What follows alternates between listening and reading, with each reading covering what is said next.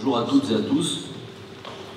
Je vous propose aujourd'hui une lecture sélective et synthétique, mais non exhaustive, de notre rapport d'activité 2023-2024. Nous aborderons les principaux points affichés à l'écran. Je vous laisse prendre note. Le rapport complet vous a été remis en début d'AG et je vous encourage à les consulter pour plus de détails. Les élus. Donc, le conseil d'administration de la FDCI est composé de 12 élus. Au cours de l'année cynégétique 2023-2024, ils ont pris part à 213 réunions, cumulant ainsi 6348 heures de bénévolat et parcourant 95 587 km.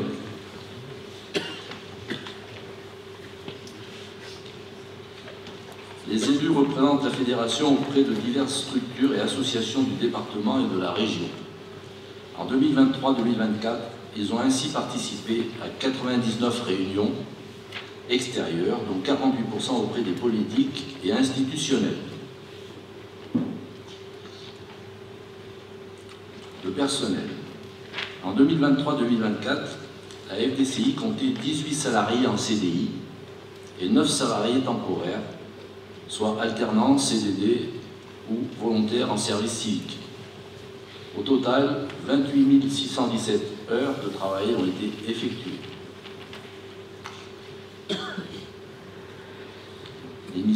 Les missions de service public représentent 81% du champ d'activité de votre fédération. 39% sont dédiés à la valorisation du patrimoine cynégétique et 29% à l'information et à la formation de nos adhérents.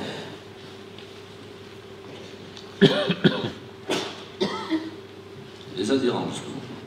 La FDCI compte 797 sociétés de chasse adhérentes, réparties en ACCA, AICA, chasse privée et l'ONF.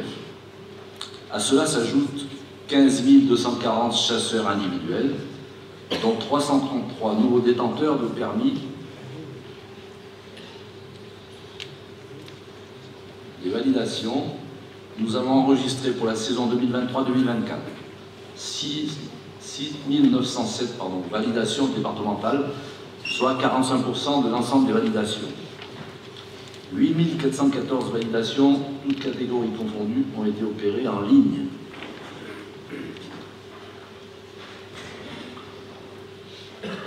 Depuis 2023, nous devons mesurer comptablement le temps bénévole de nos adhérents dédiés à nos missions. Au total, 9 227 heures de réunions ont été réalisées, réunions de pays, réunions locaux, comités locaux, groupes de travail, etc. Et 8 337 heures ont été consacrées au comptage, soit un total de 17 564 heures. Ces données, collectées grâce aux émargements, sont essentielles pour valoriser l'engagement des bénévoles pour le compte de la fédération.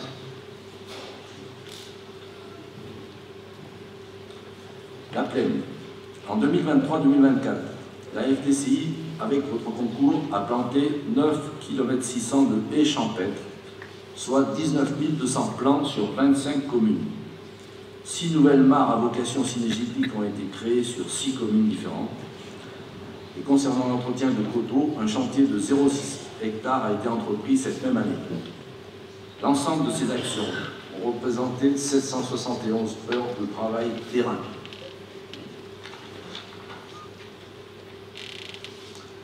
La conservation du petit gibier de plaine se poursuit en Isère.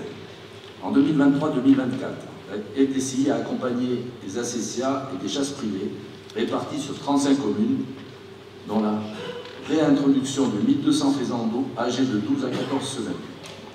L'objectif est de favoriser leur acclimatation avant l'ouverture générale de la chasse. Parallèlement, la Fédération a poursuivi l'analyse des cristallins oculaires de lièvre afin de déterminer précisément la date de naissance des individus prélevés et mieux comprendre la dynamique des populations. Et donc sur 470 yeux fournis, 453 ont pu être analysés, impliquant 82 communes. La montagne. En 2023-2024, La FDCI, en collaboration avec les acteurs locaux, a entretenu 665 hectares de zones d'hivernage pour le tétralyre et créé 60 hectares sur les communes de Lens-en-Vercors, Almont et Sainte-Agnès.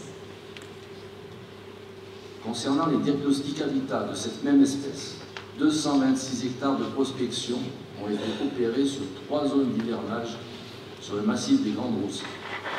2 chantiers de réouverture d'habitat de reproduction ont eu lieu à Besse-en-Loisan et Almont, soit 2 hectares restaurés. Pour les mesures agro-environnementales et climatiques, 16 nouveaux alpages ont intégré les enjeux galliformes de montagne à leur plan de gestion pastorale, soit 5800 hectares de plus. La somme de toutes ces actions représente 404 heures de travail.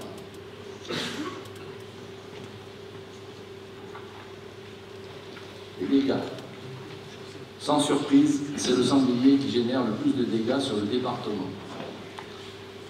Ainsi, 7 624 millions ont été prélevés pour la saison 2023-2024. L'an passé, nous avons dépensé 742 322 € pour l'indemnisation des dégâts, dont 315 501 € pour les dégâts de maïs.